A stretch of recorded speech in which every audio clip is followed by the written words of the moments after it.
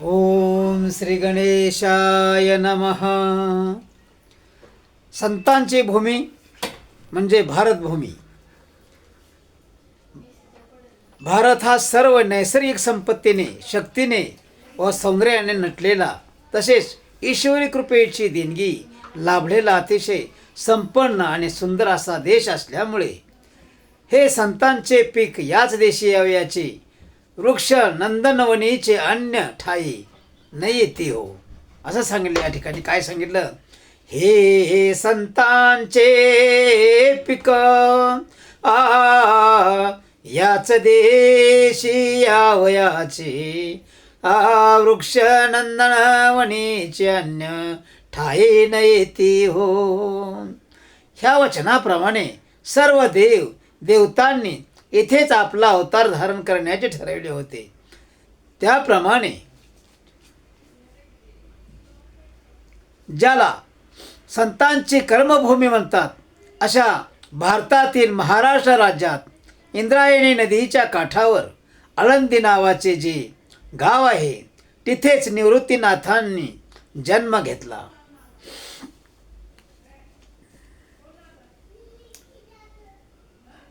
निवृत्तीनाथांच्या वडिलांचे नाव विठ्ठलपंत असे होते. विठ्ठलपंत आपले माता पिता गोविंदपंत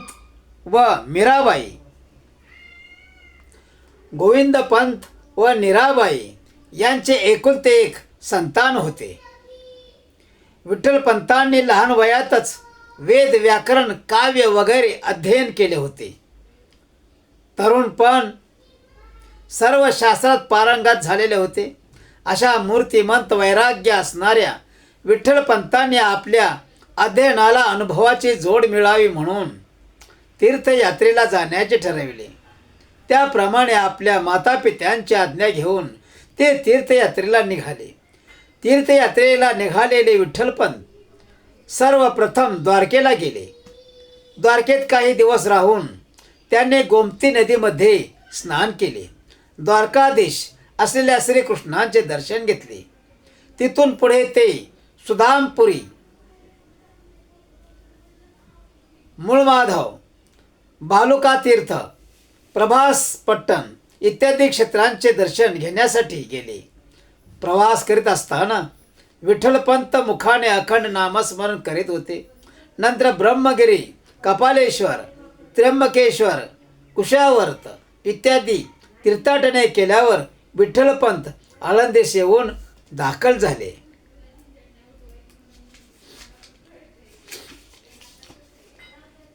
आळंदीत आल्यावर विठ्ठलपंतांनी इंद्रायणी नदीत स्नान केले व नंतर ते अश्वत्थाखाली स्नान संध्या करीत बसले. त्याच दिवशी सिद्धोपंत नावाचे गावचे कुलकर्णी सिद्धेश्वराच्या दर्शनासाठी तिथे आले होते. अश्वत्थाखाली स्नान संध्या करत बसलेल्या विठ्ठलपंताकडे त्यांचे लक्ष गेले. विठ्ठलपंतासारख्या सर्व गुणांनी संपन्न असणाऱ्या तेजस्वी ब्राह्मणाला पाहून ते प्रभावित झाले. आपली मुलगी मोनाक्षी हिच्यासाठी हा अतिशय योग्य वर आहे असे त्यांना विठ्ठलपंतांना बघता क्षणीच वाटले. म्हणूनच जेव्हा विठ्ठलपंतांची स्नान संध्या समाप्त झाली तेव्हा सिद्धोपंत त्यांच्या जवळ गेले व म्हणाले, आमच्या घरी अशी परंपरा आहे की कोणीही अतिथी सिद्धेश्वराच्या दर्शनासाठी आला तर त्याला आपल्या घरी न्यायचे व भोजन द्यायचे. तेव्हा आपण आमच्या घरी भोजनासाठी चलावे अशी मी आपल्याला विनंती करतो. सिद्धोपंतांच्या विनंतीला मान देऊन विठ्ठलपंत त्यांच्या घरी गेले. तिथे गेल्यावर भोजन करता करता सिद्धोपंतांनी त्यांना आपण कोठे राहता, आपलं नाव काय, आपल्या घरी कोण कोण आहेत असे प्रश्न विचारून त्यांची माहिती करून घेतली. त्याच रात्री पांडुरंगाने सिद्धोपंतांच्या स्वप्नात येऊन तुझी मुलगी तुझ्याकडे आलेल्या विठ्ठलपंतांना दे असा दृष्टांत दिला. परमेश्वराचीही तशीच इच्छा आहे हे पाहून सिद्धोपंतांना अतिशय आनंद झाला.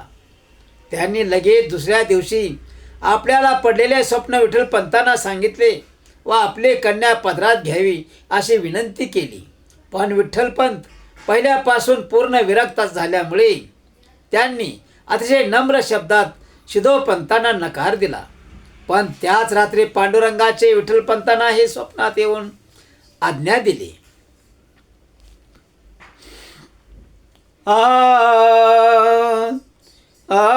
मग विश्वंभरे व्यापुनिया स्थानी येऊन या स्वप्ने काय केले. मग त्या रात्री साक्षात विश्वंभर साक्षात परमेश्वराने स्वप्नात येऊन त्या रात्री काय सांगितले. भक्ती आणि ज्ञानी वैराग्य आवडी वस्ती उघडी तुझ्या अंगे मूर्तिमंत चारी जन्म हिच्या उदरीन म्हणून स्वीकारी आज्ञा माझी उठून विठ्ठले स्वप्न सांगितले हरुषे वंदिले शिधोपंती पांडुरंग विठ्ठल पंताना म्हणाला. पांडुरंग विठ्ठल पंतांना म्हणाला, तुला शिधोपंतांच्या सद्गुण संपन्न मुलीचा स्वीकार केला पाहिजे. जगाचा उद्धार आणि भक्तिमार्गाचा प्रचार करण्यासाठी आम्ही तिच्या उदरी जन्म घेणार आहोत असं साक्षात भगवंतांनी सांगितलं. सकाळी उठून विठ्ठलपंतांनी आपल्याला पडलेले स्वप्न शिधोपंतांना सांगितले व मीनाक्षी बरोबर लग्न करण्यासाठी होकार दिला. त्याप्रमाणे एका शुभ मुहूर्तावर शिधोपंतांनी आपल्या मुलीचे कन्यादान केले. शिधोपंतांची मीनाक्षी आता विठ्ठलपंतांची रुक्मिणी झाली होती. पुढे लवकरच आषाढी एकादशीची वारी आल्यामुळे पंढरपूरला जाण्यासाठी म्हणून विठ्ठलपंतांनी आपल्या सासऱ्याकडे परवानगी मागितली. तेव्हा शिधोपंत आपल्या पत्नीसह विठ्ठलपंत व रुक्मिणीला घेऊन पंढरपूरला गेले. तिथे त्यांनी आपल्या जावयाला व लेकीला पांडुरंगाच्या पायावर घातले व खूप दान धर्म करून आषाढी यात्रेचा सोहळा अनुभवून ते पुन्हा आळंदीला आले. थोड्या दिवसांनी विठ्ठलपंत आपली अर्धवट राहिलेली तीर्थयात्रा पूर्ण करण्यासाठी सासऱ्याची परवानगी घेऊन निघाले.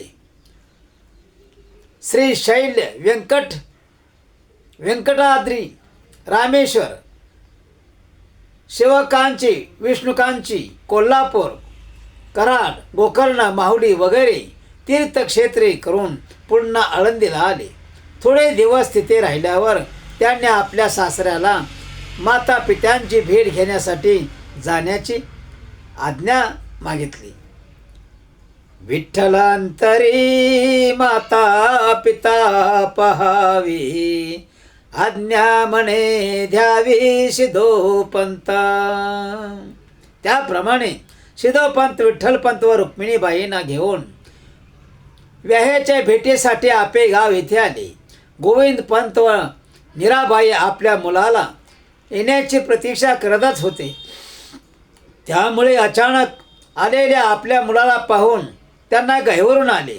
आपला मुलगा एकटा आलेला नसून बरोबर आपल्या सुनेला व व्याह्यानाही घेऊन आलेला आहे. हे पाहून तर त्यांच्या आनंदाला पारावरच उरला नाही. विठ्ठलपंत व रुक्मिणीबाई दोघांनीही मिळून गोविंदपंत व मीराबाई यांना नमस्कार करताच दोघांनी त्यांना आशीर्वाद दिले व नंतर शिधोपंतांनी हा विवाह पांडुरंगाच्या आज्ञेप्रमाणे घडवून आलेला आहे असे सांगताना सर्व हकीकत सांगितली. थोडे दिवस मुलगी जावई व व्याह्यांच्या बरोबर राहिल्यावर शिधोपंत आपल्या घरी आळंदीस निघून गेले. ते जाताच गोविंदपंत व मीराबाई यांनी विठ्ठलपंतांना आपल्याजवळ बोलावून घेतले व विचारले, तू कोणत्या तीर्थयात्रांचे दर्शन घेऊन आला आहेस? नामदेव महाराजांनी आपल्या एका अभंगात विठ्ठलपंतांनी आपल्या आईवडिलांना आपल्या प्रवासाचे केलेले वर्णन सांगितलेले आहे. ते असे: द्वारावरती पाहिली कृष्णमूर्ती, द्वारावरती पाहिली कृष्णमूर्ती, जे मोक्ष विश्रांती मुमुक्षूंची. तेथुनी सत्वरी आला पिंडारका, मंगळवेढ्याहुनी द्वारका देखिली. संपादून गेला अवतार कृत्य, ते भालुका तीर्थ देखिले. पुढे ज्योतिर्लिंग देखिले त्र्यंबका. कुशावरती उदक स्वीकारले, वंदुनिया गंगाद्वार सत्य ब्रह्मगिरी. मग भीमाशंकर आनंदला, तेथून आलो आनंदिता.